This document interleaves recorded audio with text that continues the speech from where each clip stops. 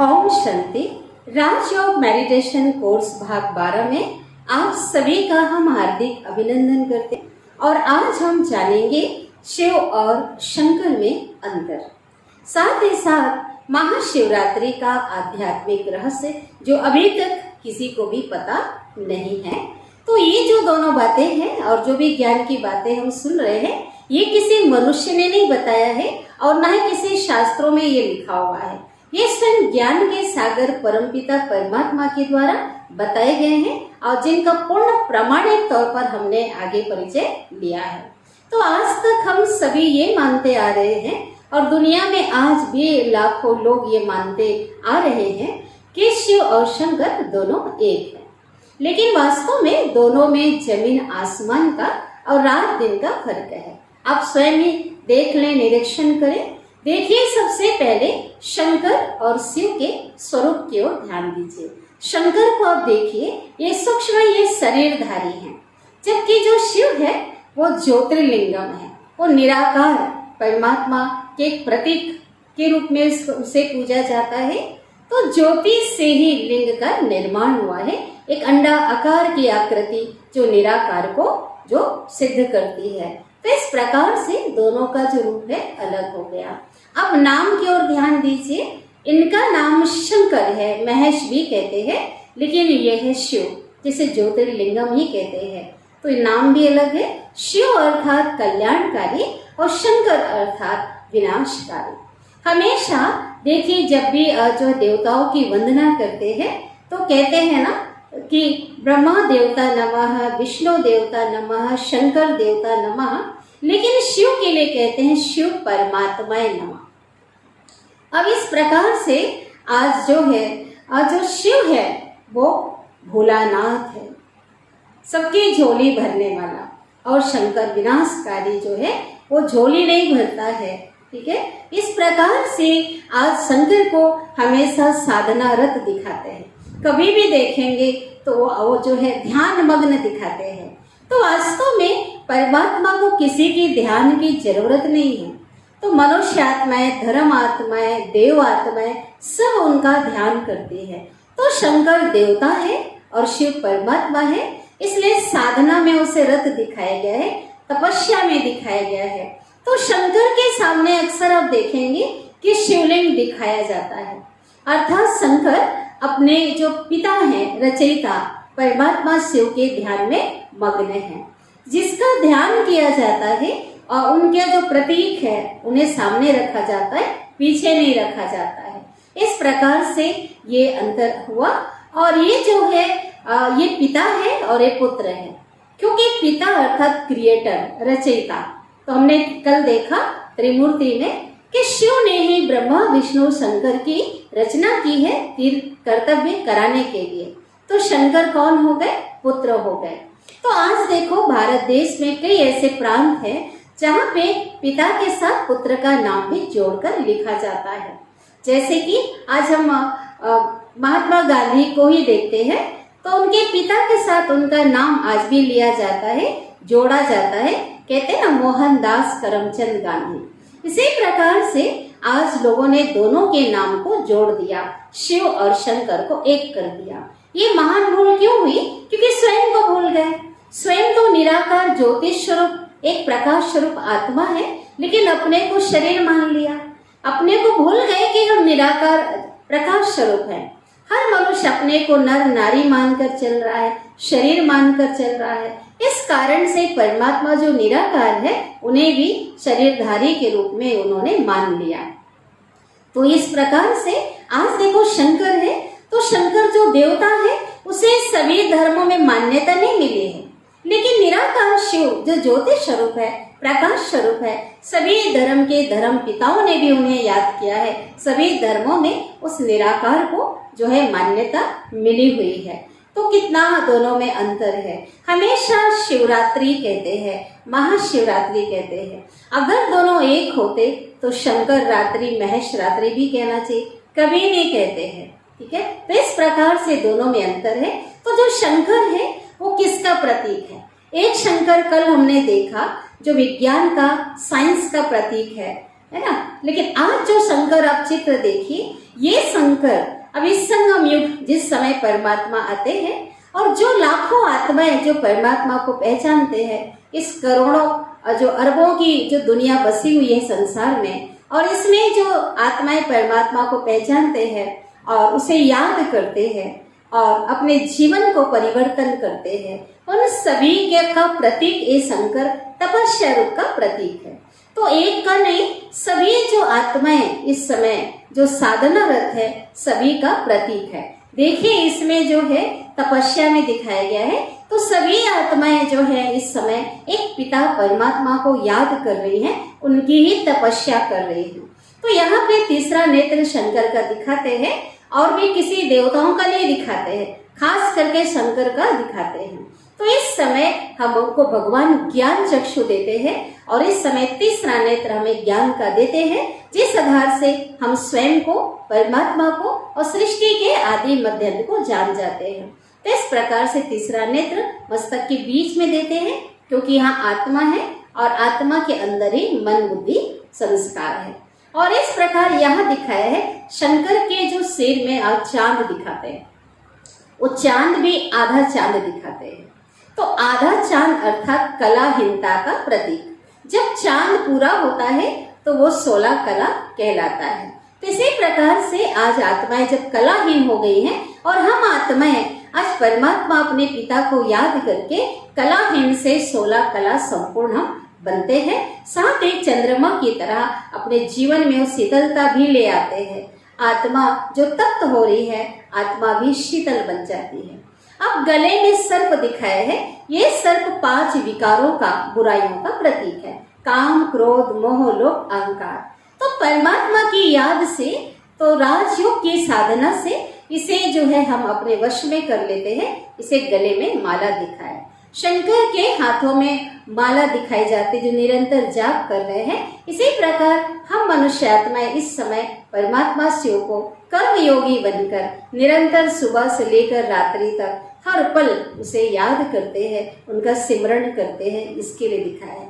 जटा में गंगा दिखाया है, अर्थात हम आत्माएं अपने अंदर ज्ञान गंगा जो शिव से निकली हुई गंगा है, उस ज्ञान गंगा को धारण करके उस ज्ञान गंगा को बहाते हैं, औरों तक भी हम जो है उसे पहुंचाते हैं। इसलिए इस प्रकार से दिखाया गया है।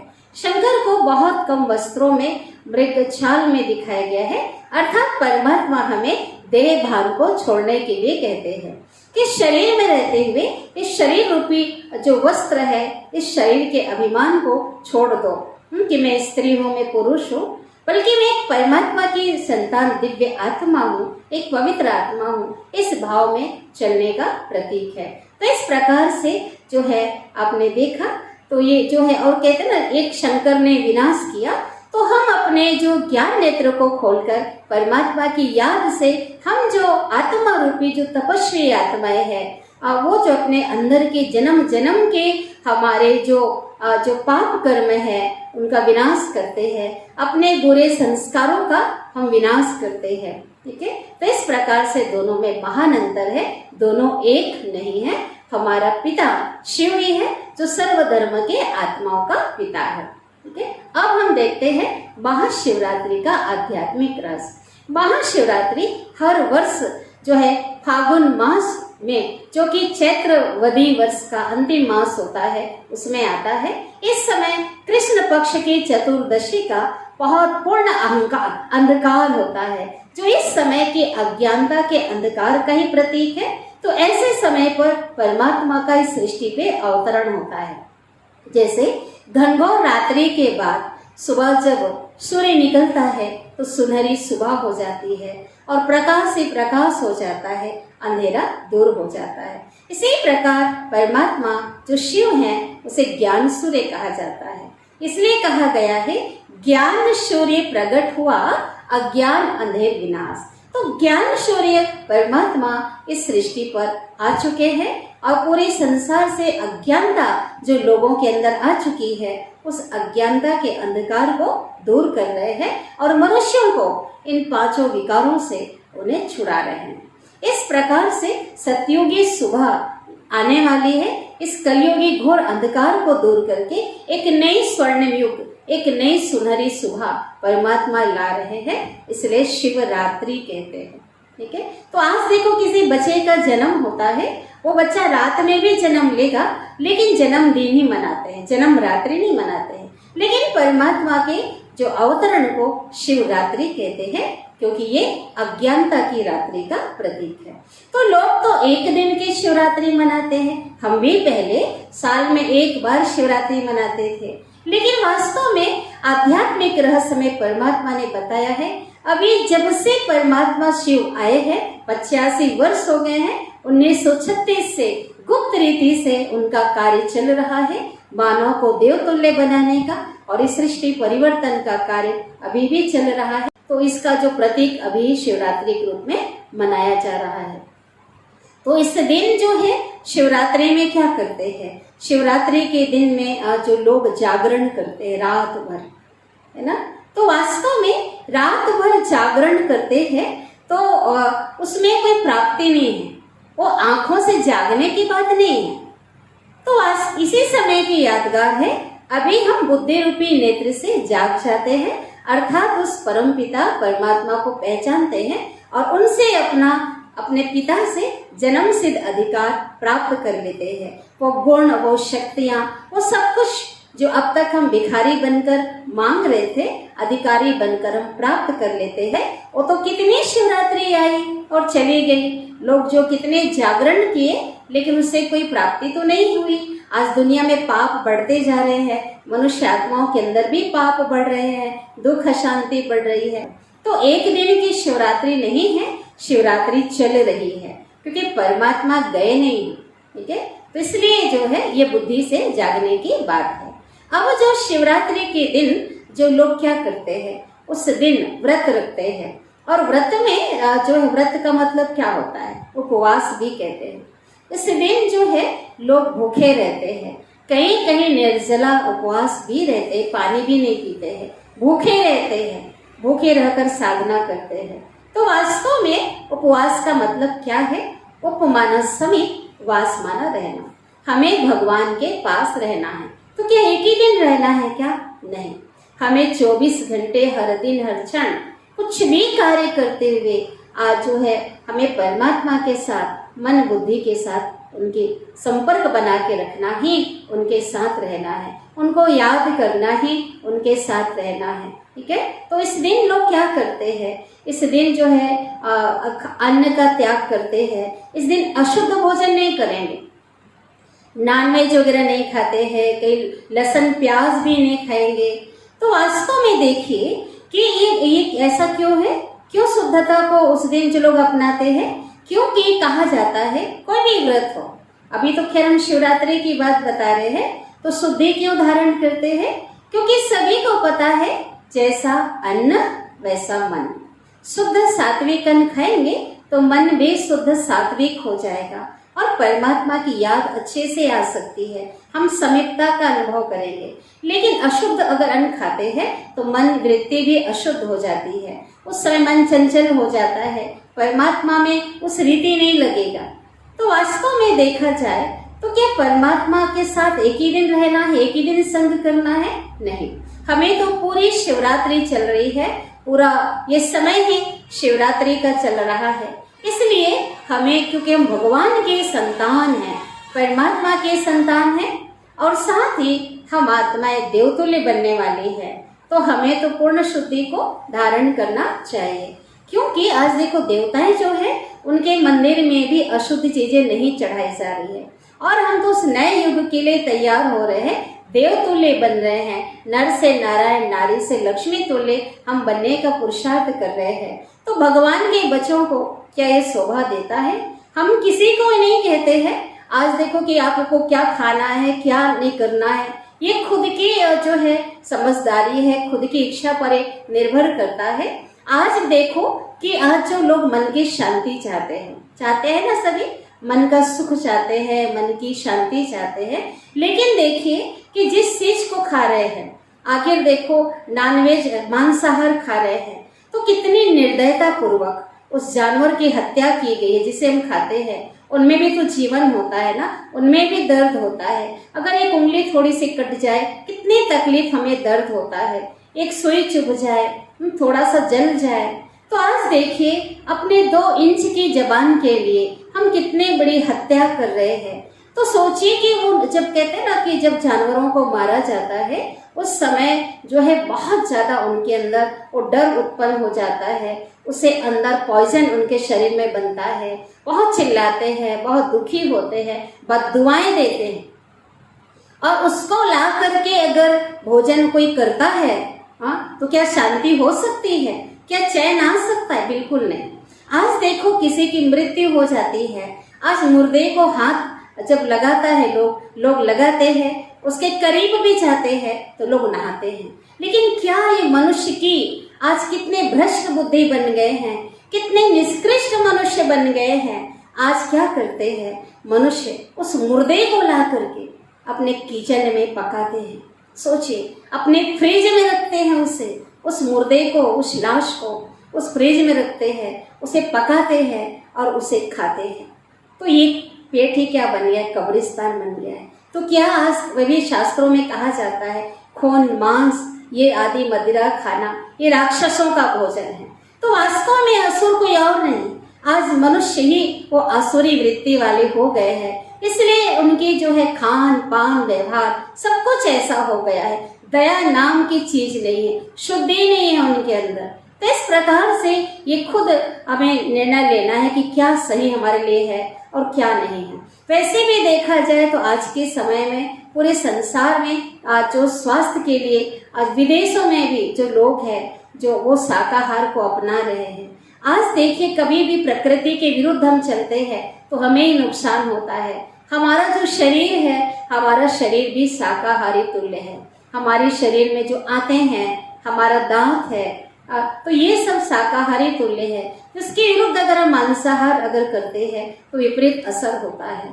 लोग प्रोटीन के नाम में खा रहे हैं, लेकिन उस प्रोटीन के साथ क्या आ रहा है? और दुख, अशांति, ये सभी बद्दुआ आ रहे हैं। तो ये क्या प्रोटीन काम की है क्या? और भी देखो मनुष्यों के खाने के लिए कितनी सारी चीजें, प्रचुर भंडार आज संसार में है। तो इस प्रकार से जो है शुद्धि सदा की होनी चाहिए अगर हम परमात्मा के कई समीपता का अनुभव करना चाहते हैं। और इस प्रकार से आज जो महाशिवरात्रि में लोग क्या करते हैं, महाशिवरात्रि के दिन लोग धतूरे का, कनेर का फल चढ़ाते हैं जो कि बहुत जहरीला होता है। तो आज सोचने की बात है कि फल को चढ़ाने के पीछे भाव क्या है। परमात्मा शिव बाबा कहते हैं कि तुम्हारे हे बच्चे, हे आत्मन, आपके अंदर जो बुराइयां हैं ना, काम क्रोध मोह लोभ अहंकार, ये जो बुराइयां हैं यही विषैले फल हैं, धतूरे कनेर हैं। इसे मुझ पे अर्पित कर दो। अर्थात जिसे एक बार दान दे देते हैं तो दान देने के बाद उसे लिया नहीं जाता है। कहते हैं ना, दे दान तो छूटे ग्रहण। इन बुराइयों को अर्पित करो। लेकिन आज जो मनुष्य आत्माएं हैं क्या करते हैं, अपने अंदर की बुराइयों को नहीं छोड़ा, लेकिन वो धतूरे तो आसान है ना, उसको तोड़ के अर्पित करते हैं। तो शिव को भोलानाथ कहते हैं। तो भोलानाथ के भोले बच्चे क्या कर रहे हैं? इसी प्रकार से आज जो कहते हैं, कई लोग ऐसे जो है हमने देखा सुना है, कई बार तीर्थों में जाकर लोग अच्छी चीज को छोड़ देते हैं। कद्दू खाना छोड़ देंगे, कहते हमने अर्पित कर दिया है, चढ़ा दिया है। कुंदरू खाना छोड़ देते हैं, करेले खाने छोड़ देते हैं। वह अच्छी चीजों को खाने को मत छोड़िए, आज ये अर्पित कीजिए, आज से मुझे गुस्सा नहीं करना। और गांजा और भांग समझते हैं कि शिव का प्रसाद है। अब शिव तो निराकार है, इसलिए उनके पुत्र जो है शंकर को बदनाम कर दिया। आज कहते पीने वाले खाने वाले को आज पीने का बहाना चाहिए। तो इस प्रकार से नशेड़ी जो लोग हैं ना, कोई प्रसाद के नाम में उसे खा पी रहा है, तो कोई किसी जो है गम के नाम में पी रहा है, कोई खुशी के नाम में पी रहा है। तो वास्तव में भांग और गांजे को अर्पित करने के पीछे भाव ये है, उसे प्रसाद मानना, अर्थात लोग ग्रहण करते हैं तो उसमें बहुत नशा होता है। और इतना नशा होता है ये गांजा और जो भांग का जो नशा होता है, वो जो बुद्धि को विचलित करता है। हमने खुद अपने आंखों से, हम जब बचपन में जब से हमने होश संभाला, हमने कैसे दंपति को देखा जो हमारे दूर के रिश्तेदार थे, और बहुत ज्यादा उनका बिजनेस फल फूल रहा था, बहुत संपन्न व्यक्ति थे और बहुत ज्यादा समाज में सम्मान था। और उनके 2 बच्चे थे, एक बेटे और एक बेटी।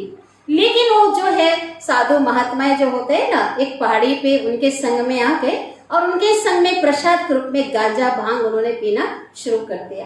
देखते देखते जो है उनकी जो बुद्धि है विचलित होने लगी और इस प्रकार से पूरा बिजनेस उनका ठप हो गया। उनके परिवार जो है रास्ते पे आ गए।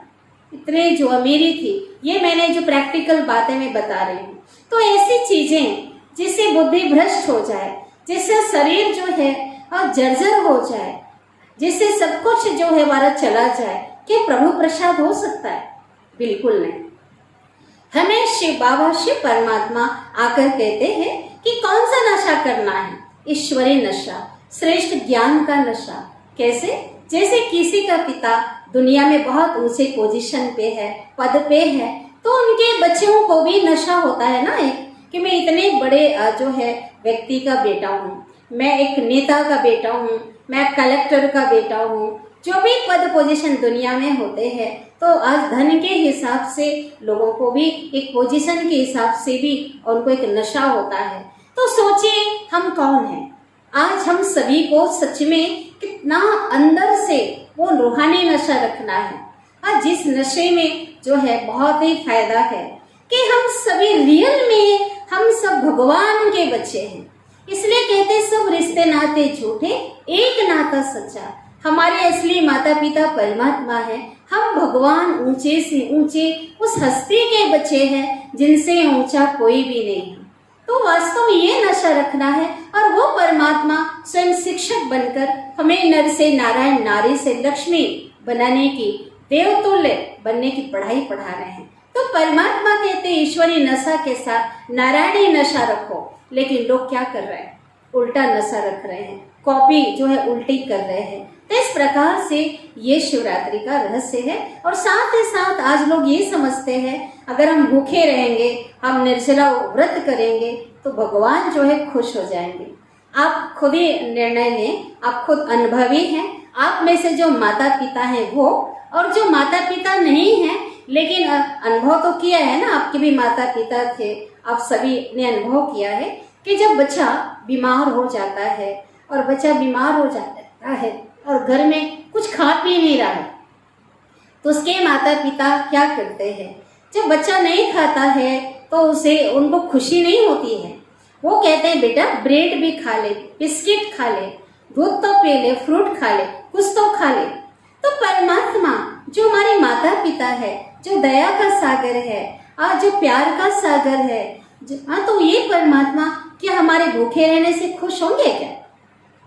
परमात्मा जो है हमारे भूखे रहने से खुश नहीं होते हैं। भगवान हमें ये कहते हैं भरपेट खाओ। भोजन तो हमारी आवश्यकता है, भोजन हम करें, लेकिन शुद्ध सात्विक भोजन करें, परमात्मा की याद में बना हुआ भोजन हो, ठीक है, उसे स्वीकार करा के हम भोजन करें, उनकी याद में भोजन करें। तो ये परमात्मा कहते हैं। हाँ, हफ्ते में अगर एक दिन कोई व्रत रखता है, अगर खाना नहीं खाते हैं, उसे डाइजेशन अच्छा हो जाता है, हमारी पाचन शक्ति बढ़ती है। जैसे हम अपने घरों में लोग क्या करते हैं, कोई बहुत नौकरी आदि करने वाले होते हैं ना, संडे के दिन छुट्टी होती है, उस दिन पूरे घर की सफाई करते हैं। तो जिस दिन लोग व्रत रखते हैं हफ्ते में एक दिन, तो शरीर की पूर्ण तरह एक सफाई हो जाती है। तो इसके लिए भले आवश्यक है, लेकिन भगवान इसमें खुश हो जाए ये बिल्कुल भी नहीं। अपने बच्चों को भगवान कभी भी कष्ट नहीं देना चाहता है। ये तो शास्त्रों में ऐसी बातें मनुष्यों ने लिख दी है, और हमने वो कहानी जो है बहुत हमने बचपन में बहुत मंदिरों में जाकर सुनी थी, और थोड़ी सी उसके बारे में बता देते हैं, और जिसके याद में आज भी लोग ऐसा करते हैं। तो छोटी सी स्टोरी है, शॉर्ट में बताती हूँ, जो विशेष करके शिवरात्रि में मंदिरों में सुनाते हैं।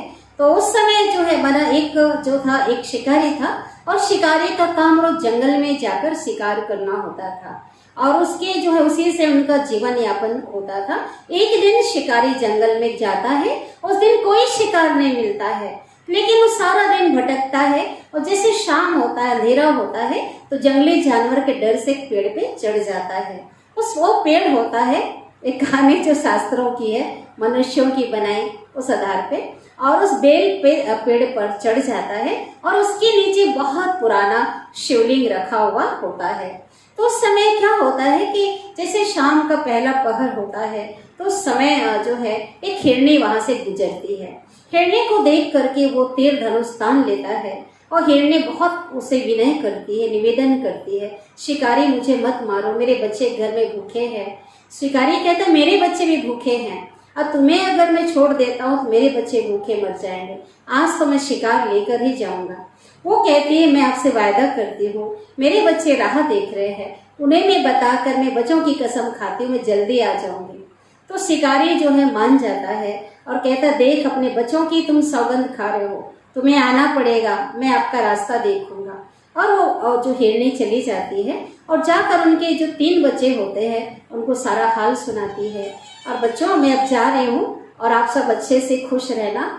लेकिन बच्चे माँ के बिना नहीं रह सकते, वो बहुत रोते हैं, कहते हैं नहीं माँ हमें छोड़कर मत जाओ, आप जो हैं आपके साथ हम भी जाएंगे, जिएंगे साथ तो मरेंगे साथ। इस प्रकार से सभी उनके पास पहुंचते हैं और इसमें चौथा पहर बीत जाता है। इधर क्या होता है और इधर जो है जो शिकारी होता है उनका इंतजार कर रहा होता है।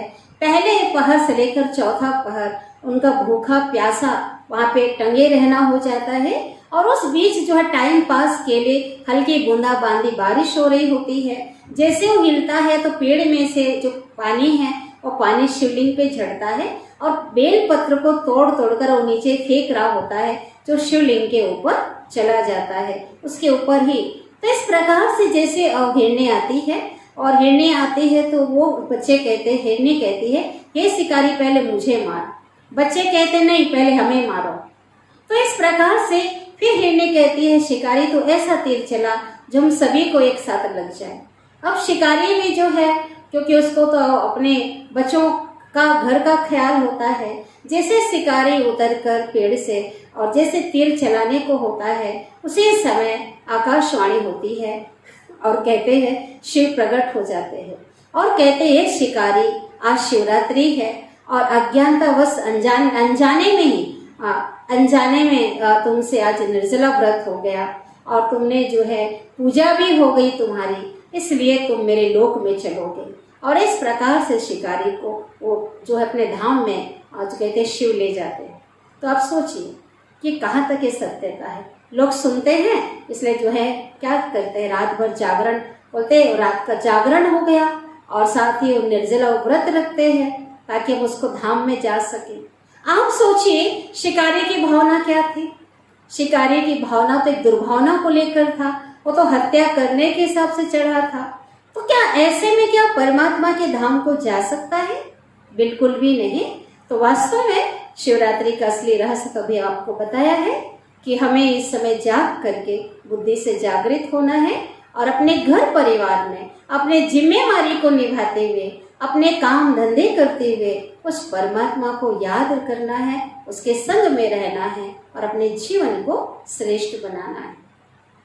तो इस प्रकार से परमात्मा ये नहीं कि कई लोग ये समझते हैं कि हमने बहुत उसकी महिमा किया, हम भजन गाते हैं और बहुत उसकी जो है बहुत फल फ्रूट आदि चढ़ाते हैं तो उससे जो है भगवान खुश हो जाएंगे। बहुत दूध से नहलाते हैं, कितने टन दूध जो है लोग बर्बाद करते हैं, ठीक है, तो भगवान खुश हो जाएंगे। देखिए आप अगर माता पिता हैं या आप माता पिता के बच्चे हैं तो कोई भी माता पिता अपने बच्चों के श्रेष्ठ कार्य को, उनके श्रेष्ठ आचरण को देखकर ही खुश होते हैं।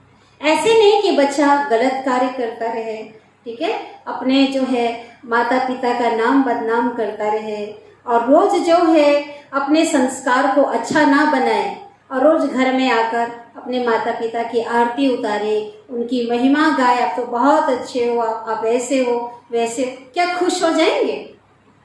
तो परम पिता परमात्मा जो हम सभी के पिता हैं, माता हैं, वो ये कब खुश होते हैं? हमारे अच्छे कर्मों को देखकर, हमारे अच्छे संस्कारों को देखकर। तो इस प्रकार से हमें भी परमात्मा शिव को, भोलानाथ को हमें प्रसन्न करना है।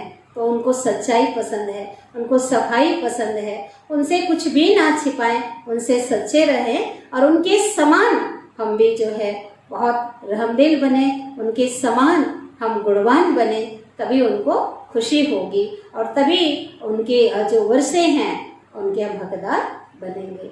आशा है आप सभी को बहुत अच्छे से ये समझ में आ गया होगा। ओम शांति।